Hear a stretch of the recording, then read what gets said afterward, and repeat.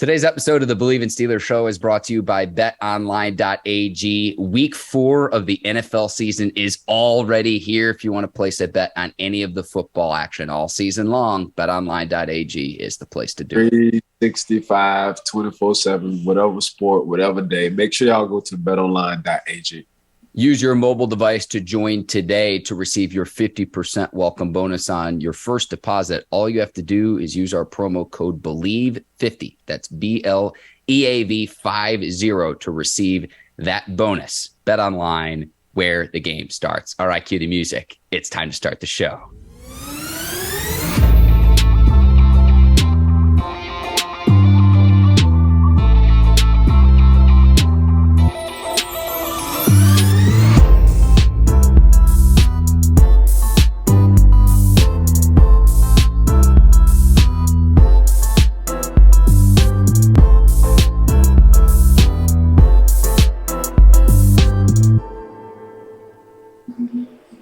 Welcome to the Bleav in Steelers show on the Bleav Network. I'm your host, Mark Bergin, joined as always by my guy, two-time Super Bowl champion and 12-year veteran of the Pittsburgh Steelers, number 24, Ike Taylor. IT, I hope in Orlando you're doing okay with Hurricane Ian. It's going to impact the NFL this week, but even with the storm, football moves on. We have an absolutely loaded show this morning.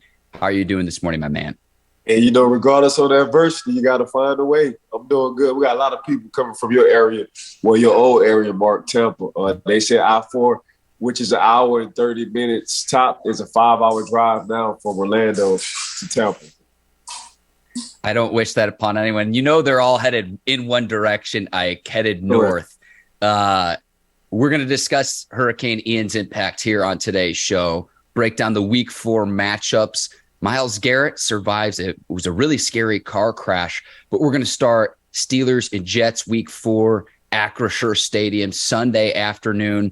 Knock on wood, Ike, as long as this hurricane isn't too bad, your boy is planning to be there for Week 4. So I'm very, very excited, but we'll see if the Jets get Zach Wilson back as well. We'll find that out. Expected to be later today. Full disclosure to the listeners and the viewers, we are recording this on Wednesday morning. So some of the information from an injury standpoint, we might not know really until we get closer to Sunday's game day. Yeah, this got to be a bounce back game for the Pittsburgh Steelers. Another AFC game as well. So when you get later down in that schedule and you talk about how many games you won, let alone how many games you won in the conference, this will look good on the resume for the Pittsburgh Steelers, but they definitely need to bounce back from that Cleveland Browns loss.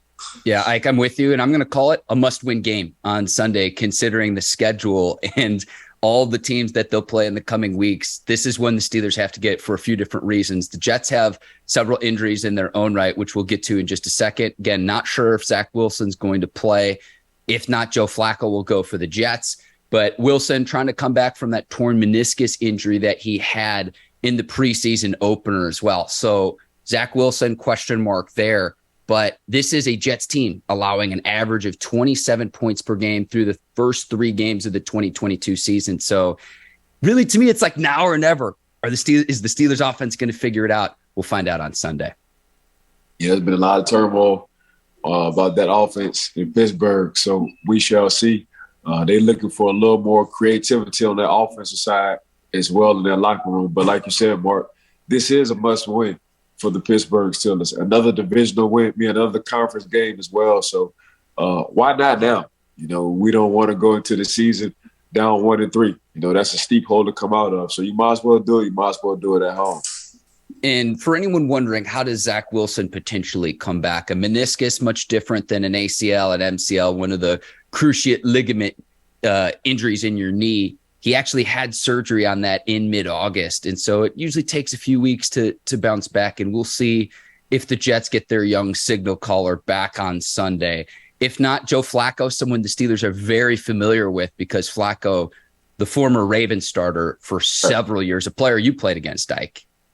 Yeah, Flacco. One thing Flacco had an arm, and he didn't mind launching that thing 60, 70 yards. As well. We had some good battles. Pittsburgh, myself and Flacco when he was with the Baltimore Ravens. So, but I'm sure they're waiting for, Zach Wilson to come back, their young stud. Absolutely. So, Ike, we'll see. The Steelers offense has scored just 30 points once in the last 27 games. I want to credit Alex Corzoro of Steelers Depot for finding that. So again, to me, it's like now or never, because I look at the sample size through 3 games, the Jets allowing an average of 27 points per game. So it's just like, I'd love to see that scoreboard lit up, and I'd love to see the Steelers excite their home fans on Sunday, getting out to an early lead. We'll see what happens there, but we will move on. Minkah Fitzpatrick in concussion protocol. Again, recording this on Wednesday, so we'll see if he's good to go. But I guess Mike Tomlin says that Fitzpatrick got assessed after the Browns game on Thursday Night Football. I think there's a chance Fitzpatrick goes if he clears said protocol, but this is an advantage of playing those Thursday night games. You have more time to get right, and hopefully he can clear protocol, because the Steelers, they're already without TJ Watt. They need all the help that they can get. Yeah, they definitely need Minkah on that back end. And I think, just my personal opinion, Minkah will get cleared to play. That Thursday night game kind of helped, because it gave him like 4 or 5 days for Minkah not only to get cleared, but to heal himself as well. But you're already missing TJ Watt, former defensive player of the year, so that's hard. We already see we 0-5 when TJ Watt is not in the game, when he's not on the field. So, and Minkah as well, an all-pro safety, just lining that whole defense up as well, playing off of instincts, making the plays he make. So, yeah, it's important that Minkah is on that field this Sunday, and I think he will be. TJ Watt, 0-6 without TJ Watt now, Ike. And I hate to rub it in, hate to rub salt in the wound there. But remember, too, Ahkello Witherspoon had a hamstring injury against the Browns, too.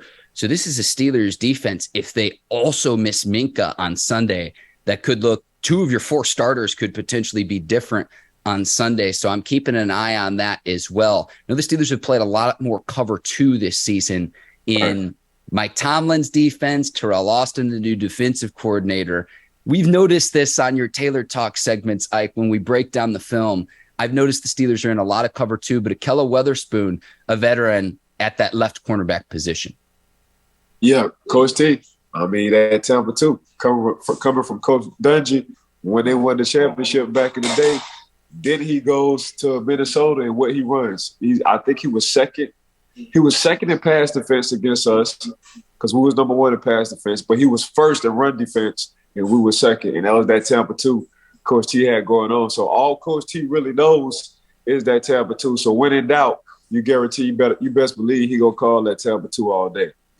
And so if Fitzpatrick is unable to go, it's going to be Trey Norwood back there for the Steelers. Correct. He's listed as Fitzpatrick's backup. He's worked with the second team defense since DeMonte Casey's injury. Casey also facing a suspension for the league for substance abuse. So if Fitzpatrick's not able to go, we'll see what Norwood could do on the back end. He's the player that would need to step up. Another injury I want to make mention of, Ike, and I saw that the Steelers listed punter Presley Harvin III, that he has a hip injury. Jordan Berry signed to the practice squad for now. So it's not only the punting game from a special team standpoint, but also making sure that as a placeholder, that kicker Chris Boswell has it in a position that he likes from the special team standpoint. I'm very curious to see, is it going to be Harvin? Is it going to be Berry come Sunday? Because that could impact Sunday's game as well. Hey, we just need to go and get all these injuries out the way. So we can make this run in the later half of the season. That's exactly how I'm looking at it. I like that standpoint. A few other things to make mention of. Kevin Dotson listed with an ankle injury. So we will see who goes for the Steelers. Steelers making a change to the starting lineup, and it might not be what Steelers fans want because they're clamoring for Kenny Pickett. But Montravius Adams now starting ahead of Tyson Alualu. To me, this signals, okay, maybe the Steelers saw something on film that they didn't like from that Thursday night game when Nick Chubb had more than 100 yards on the ground. I still think Alualu is going to mix into the rotation, 3-man rotation. You have Cam Hayward up front, Larry Ogunjobi, but Adams listed as the team's starting nose tackle. And I can't say that I'm surprised, but I still think Alualu is going to get into the action. I just happen to think hey, let's make a change and see what the young player could do. Coach T said it best. Coach T said the young man is playing better at this point in time. Out the snaps they have seen, excuse me, off the snaps they have seen as the coaching staff, they like Adams over Tyson. so far. And we can't forget Tyson is still coming off a knee injury. I saw him in training camp. So, and he's an older guy. So I think this switch might fit well for this defense. Him coming in and getting about 10 to 15 snaps, and I'm talking about Tyson, will fit him perfect. But if they like the young man Adams, which Coach T relied and said that he did, so Coach T ain't playing no game. So Coach T said he rolling with Adams, and he was blunt about it. He said Adams is playing at this point in time. Adams is playing better than Tyson, so he's going to start Adams. And I'm curious to see how they slow down the Jets running game. Michael Carter out of UNC in the backfield, a young running back, and then the rookie out of Iowa State, Breece Hall, someone we really liked in our draft evaluations going into the season. Right. We called it. I was high on Breece Hall coming out of Iowa State. He led the nation in yards, and he was a grown man against boys when he was coming out of that backfield. So we shall see what he do with the Pittsburgh, how he does against the Pittsburgh defense. Yeah, and I hope that the Steelers defense, the run defense specifically, can hold up, because at halftime of the Browns game, the Steelers were actually out rushing the Browns at half when they had the 14-13 lead. Now, in the second half is when Chubb got better, 55 yards in the second half on 15 carries. So, again, maybe this isn't all on the defense either, because we're going to talk about the offense here in a second with time of possession dead last in the league right now through the first 3 games of the season, to where the defense is getting worn out by being stuck on the field time and time again, because the offense has had its struggles. So that's not to pin that all on the defense, but it's to understand, hey, this is why you're allowing the rushing yards that you are, just because that defense has been stuck out on the field at least through the first 3 games, Ike. Yeah, give me 5 first downs. I mean, that's how the defense look at that. You give me 5 first downs on a drive, that gives me time to relax, that gives my body time to heal. At least I know you putting us in the field goal situation. But when you're dead last in the league in the TOP, that's time of possession, that's not good at all. You know, injuries start to build up on the defense because they're on the field as much as they shouldn't be, if you know what I'm saying. So, yeah, offense, just give me 5. Just give me 5 first downs. Hopefully we can work something out. Hopefully we can figure this offense out and score points too. But for this game, Mark, I think the first team to 24 will win this ball game. So if the Pittsburgh Steelers can get to 24 points, they'll be in great condition to win this ball game. All right, let's go to keys to the game, Ike. And that is one of your keys, third down efficiency for the Steelers. 13 out of 39 through the first 3 weeks of the season isn't going to cut it. 1 of 9 against the Browns. Again, this is a Jets team allowing an average of 27 points per game. So the offense has got to get better, because purely from the offensive standpoint, the Steelers only averaging 18 points per game as a team. Offensively, only 15 points per game, because remember, the defense has contributed to that total as well, with some of Minkah Fitzpatrick's wizardry on the back end. 30th in the league in yards per game, 30th in the league in yards per play, 30th in the league in time of possession, just more than 24 minutes per game. These are all numbers I want to see increased on the up and up. And if you're going to do it, at least from what we've seen thus far, the Jets present a great opportunity for Pittsburgh to improve these totals and to get right offensively.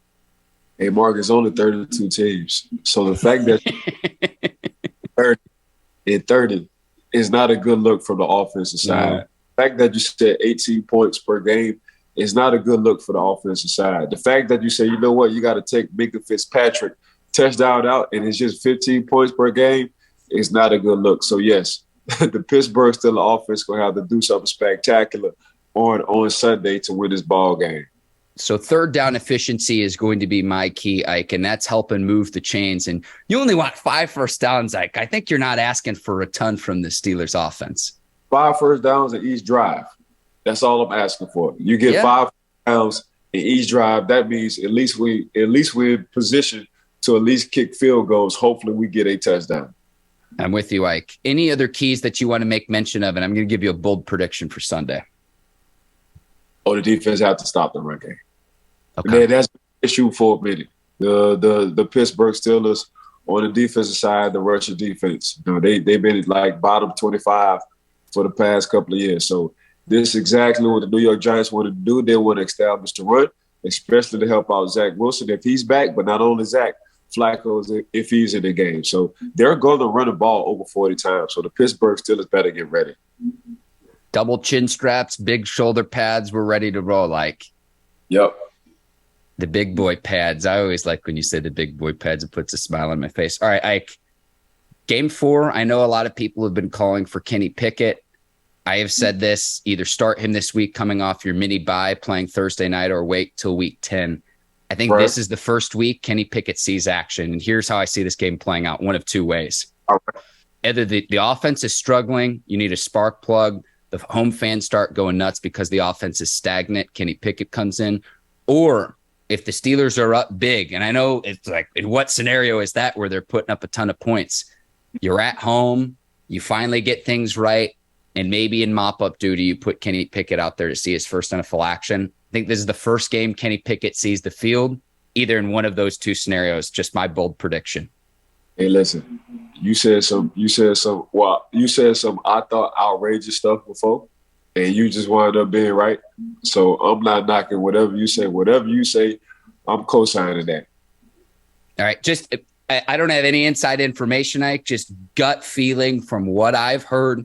And again, it would be either of those two scenarios where the offense is stagnant, not doing anything sometime probably in the second half, or late in the game if the game's already out of hand. Kenny Pickett could see action in what would be his first NFL action. He's not going to start the game, Mike. I'm not saying that, but could see the field.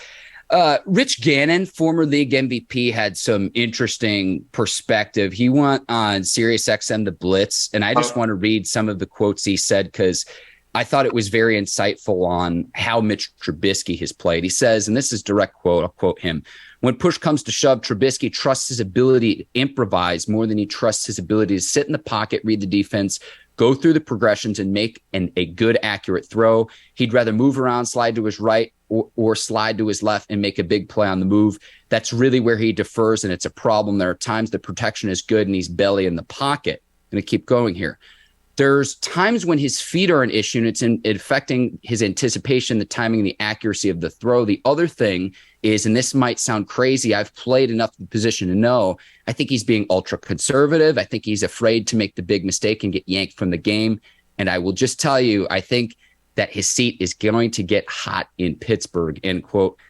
Ike, I thought that was spot on. And you always tell me, listen to the players. Rich Gannon, former league MVP, a great quarterback for the Raiders for many seasons. I thought that analysis was spot on. And some of the same things that we've been saying here on the Bleav in Steelers show.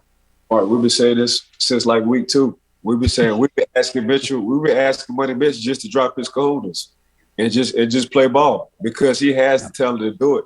He's mobile enough to do it. He has the IQ to do it. He's a former Pro Bowl quarterback. So we know what he's capable of. So that's all we've been saying the whole time. Mitch, don't worry about who's behind you. Don't worry about if you mess up. Drop your kahunas. Make the plays you need to make. If you need to thread the needle in the pocket, thread the needle in the pocket. If you need to scramble, scramble. If you need to step up and get the yards you need to make. But, yeah, you playing conservative is not the money, bitch, I know. So just drop them, have fun, and let's not worry about what could possibly happen. Yeah, like you said this on our last show, cut loose, to where he doesn't have anything to lose because if he keeps playing the way that he does right now, it's going to be Pickett's job sooner rather than later. So you don't have anything to lose. To me, it's almost like you should be playing more freely than he is right now. Way easier said than done.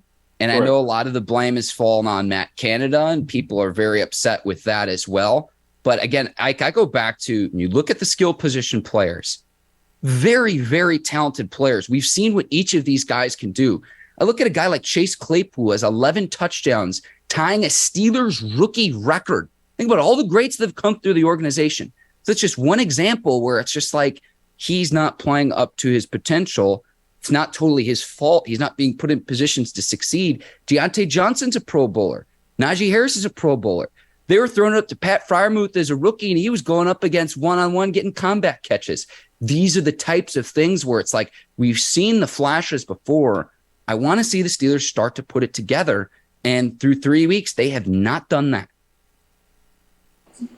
They look good in a 2-minute offense. I will say this. Yeah. So if I'm at Canada, I'm going to come out with the 2-minute offense. I'm going to get this offense in the rhythm.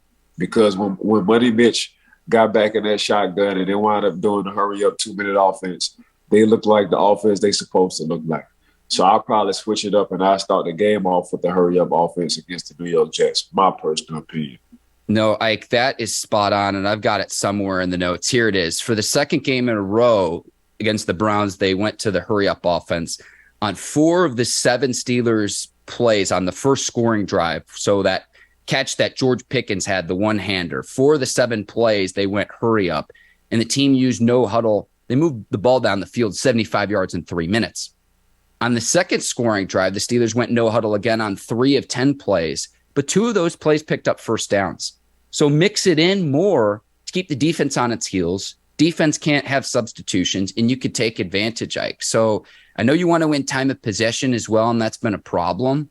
But if you're doing something and it's working, correct, go to that more often. And it's easier said than done, Ike, but it's like when you're having success with something, go back to it again and prove that teams can stop you. Along those lines, Ike, the Jets are going to be without their starting left tackle, George Fant. So that means the Jets he's the 3rd Jets offensive tackle to land on IR since the start of training camp. Connor McDermott, a career backup, is going to be the starting left tackle. This to me signals Alex Highsmith, it's your time to eat come Sunday, because you've got to take advantage of this opportunity that you have here going up against a guy who is filling in for who normally is the starter. We talking about Alex Highsmith, who's leading the league in sacks. That's the guy we're talking about right now. So to have a backup left tackle to come in, I'm sure Alex Highsmith going to be eating a lot on Sunday. I love it, Ike. I love it, Ike. And let's keep him in the lead after 4 weeks of the season. Let's make sure he's still leading the league in sacks after week 4. He's got to eat. That's another matchup I'm going to be watching along that defensive line. Again, another player to watch, Montravius Adams, who will be in the starting lineup for the Pittsburgh Steelers. Ike, my score prediction, I've got the Steelers winning this ball game, and I'm 0-3 in my predictions thus far. So I hope I'm right with this one.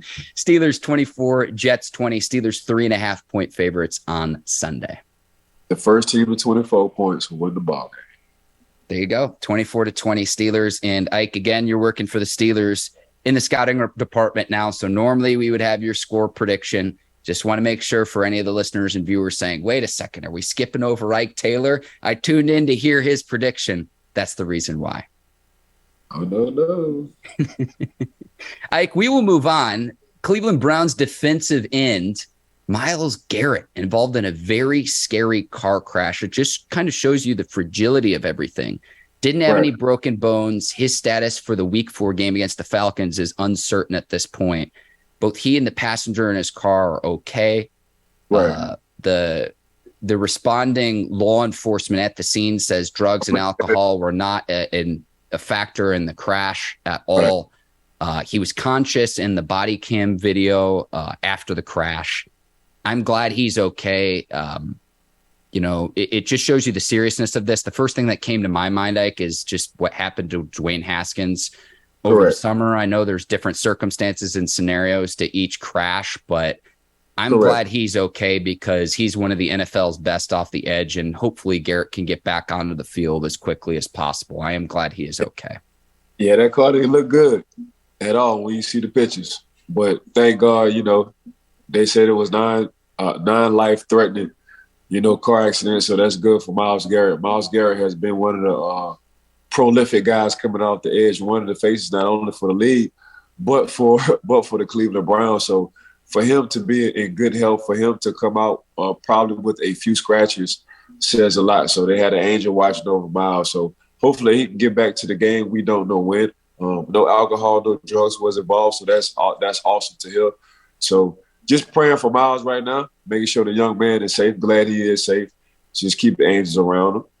Yeah, I saw that Porsche flipped several times, and some of the reports I read, Ike, were that he was trying to veer out of the way of an animal in the road and veers out of the way, and his Porsche flips several times. And you can check out some of the pictures on social media. A really scary situation, but again, by the time the responding law enforcement agencies got to the scene, he was, a little shaken up. I know they were treating some sort of bicep injury that he had, but again, his agent says no broken bones or anything, and avoiding what could have been a much, much worse outcome. Yeah, prayers to Myles and the Cleveland Browns.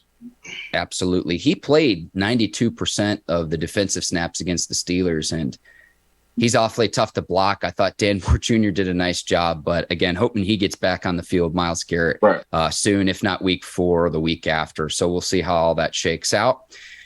Hurricane Ian is going to impact week 4. I know the Tampa Bay Buccaneers are actually down in Miami practicing this week.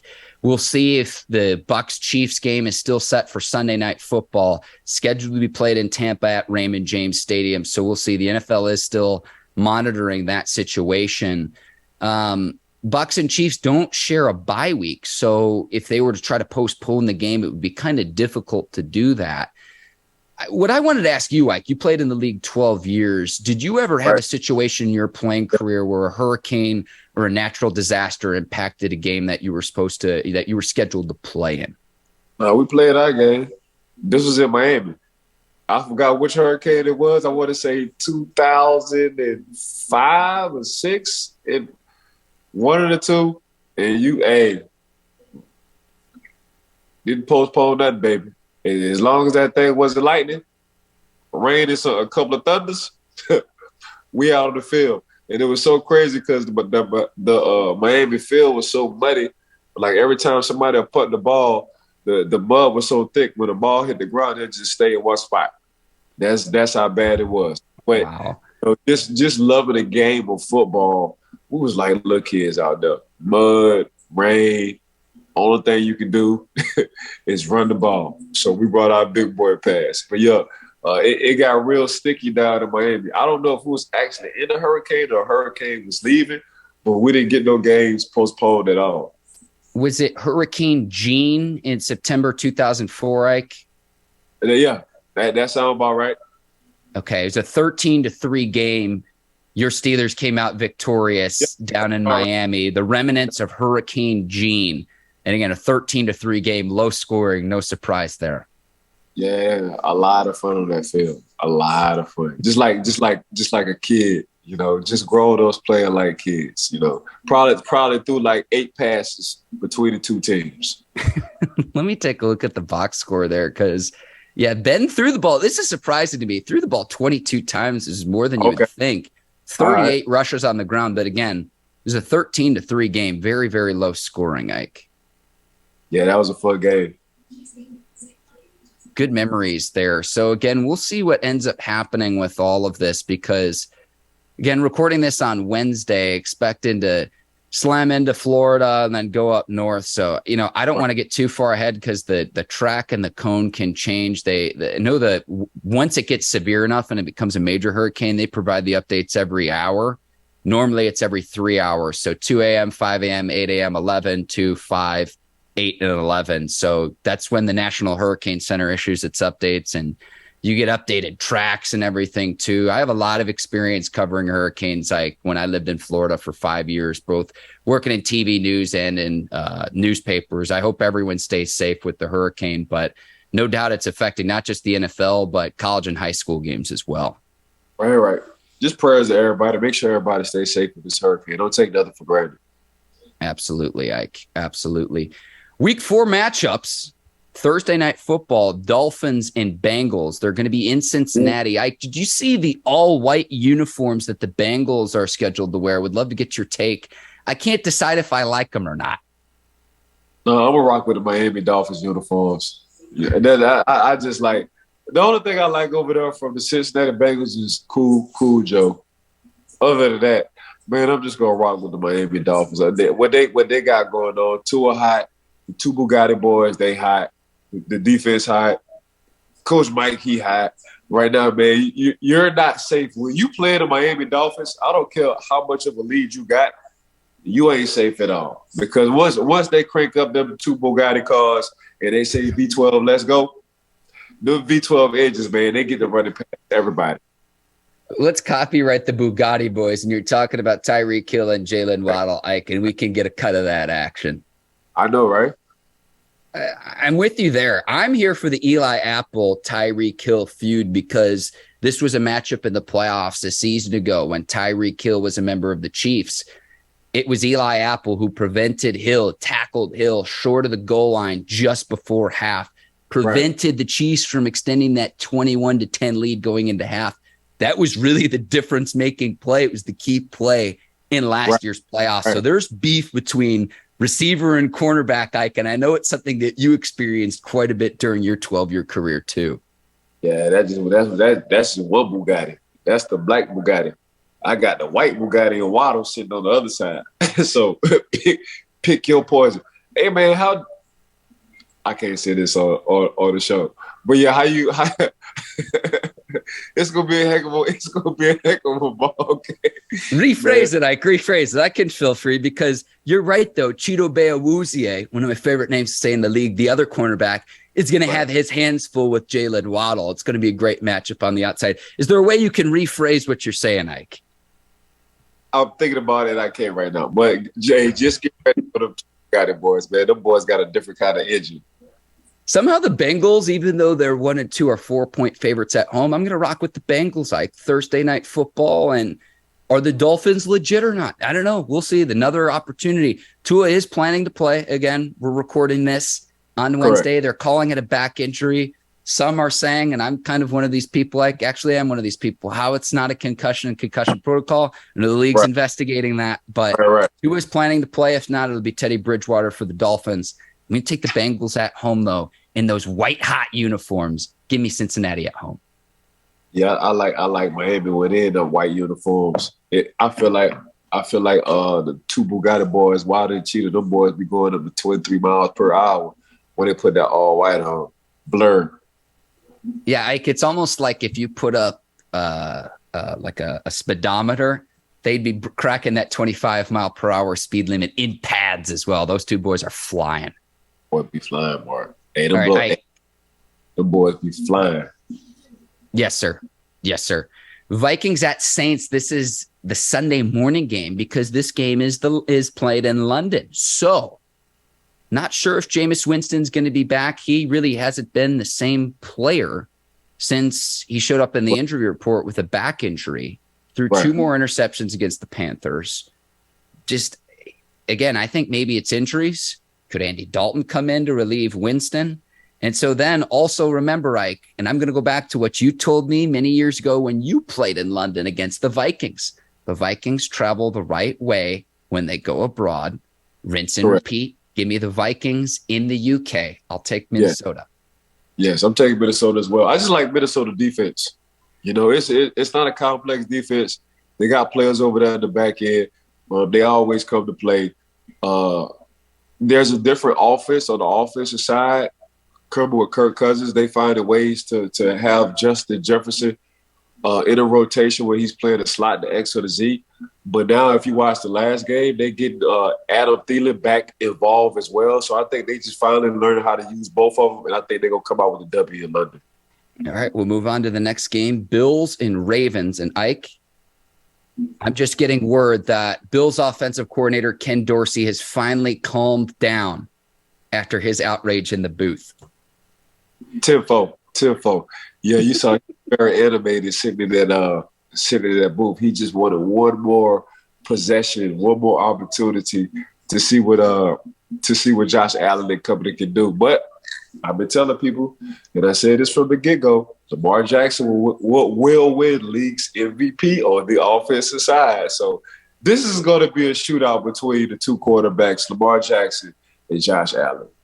I hope you got in on that action, Ike, because a week ago you could have gotten Lamar at league MVP at plus 900. He has now moved up. He is the favorite at plus 350, so still pretty good value. I hope you listened to Ike Taylor. If you listened to the show, you could have gotten great value. BetOnline.ag in terms of the MVP race. It's still very early. Ike, I point to the Bills' injuries. Jordan Poyer, the safety, out. Star safety Micah Hyde out for the year. Cornerbacks Dane Johnson, Christian Benford. I know Tre'Davious White still working his way back as well with all the Bills players that are sidelines. And we know that the Ravens can run the ball. I'm going to take the Ravens to win outright at home, even though that the Bills are 3.5-point favorites on the road. Give me the Ravens to win outright at home. I'm going to second that. Give me the Ravens as well. All right, we will see. Jags at Eagles. Eagles are 6.5-point favorites. And the big question I have, Ike, is I think that the Jags, they might actually be good because they absolutely smoked the Chargers in week 3. Eagles are the favorite in the NFC. They're my favorite team in the NFC through the first 3 weeks. In some ways, there are sexier matchups this week, Ike, but I'm very excited to see the outcome of this game because the Jags in the AFC South, I'm telling you right now, I think that they could win that division.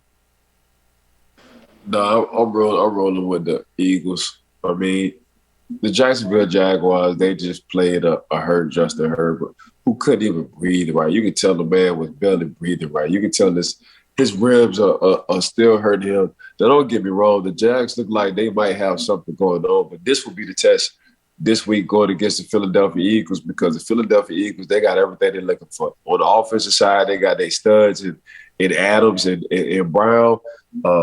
Also, Jalen Hurts, if he wants to, he can run the ball. We all know that. Myles in the backfield, he's back. He's becoming what he once was.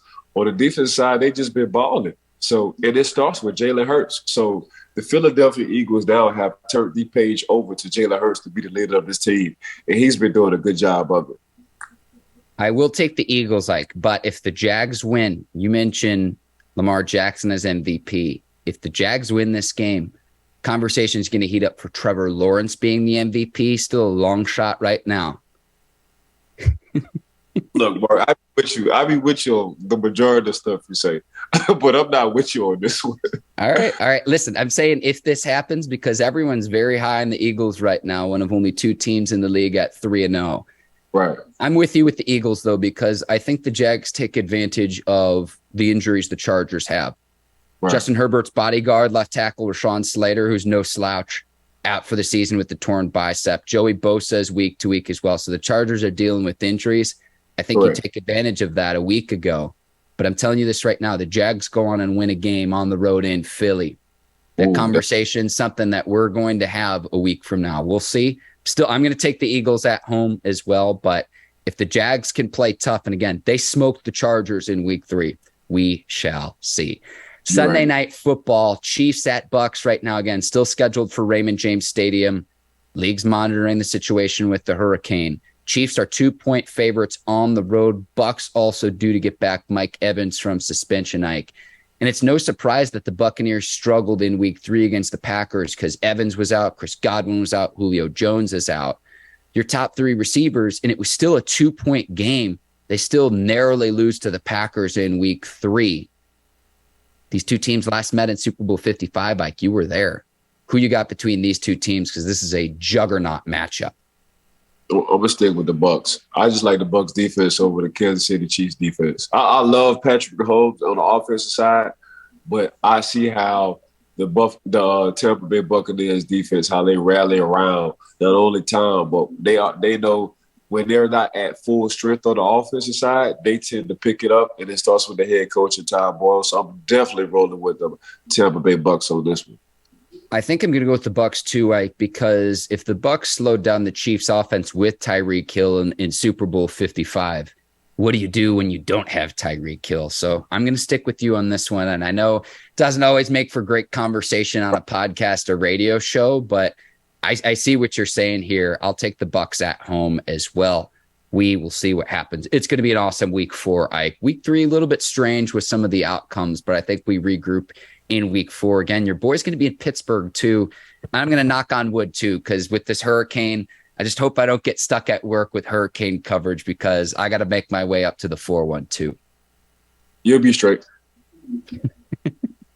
Ike, I appreciate you. You're the absolute best as my co-host of the Bleav in Steelers show. I want to thank the presenting sponsor of today's show, betonline.ag. Thank the Bleav Network for the opportunity. Our video producers over at Brinks TV, led by John Brinkus, Courtney Vargas, Herbert Diaz, producers Megan and Yancey. Thank you for your help as well. Ike, I want to thank the listeners and viewers as well. Week 4 is here. It's going to be great. It's like we're into the fall now because by the time week 4 rolls around, we'll be in October, Ike. Time is flying. The fall is here, and I'm excited for the week 4 matchups. Hey, major shout out to you, Mark. Major shout out to betonline.ag for sponsoring the show. Huge shout out to Brinks TV. Another shout out to Bleav in Podcast. want to thank everybody for listening to it today. Make sure y'all subscribe and give us a 5-star rating. Absolutely. I can stay safe with the remnants of Hurricane Ian down in Orlando as well. Everyone stay safe regardless of where you're listening with the hurricane. I'll go ahead and sign off for the both of us. For Ike Taylor, I'm Mark Bergin. Thank you for watching the Bleav in Steelers show. We will see you next week. Until then, take care and so long, everybody. Peace.